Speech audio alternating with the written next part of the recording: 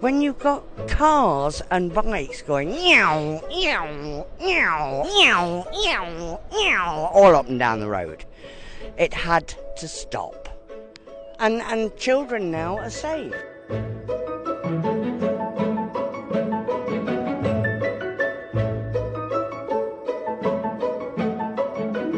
Quite simply, by picking up one of those and going like that, I have never seen so many people's brake lights go on, and all it is a hairdryer.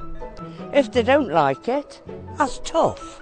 I live here, my friends live here, my friends' children live here, and if we can't be safe in our own streets, how the hell are we going to be safe in the world?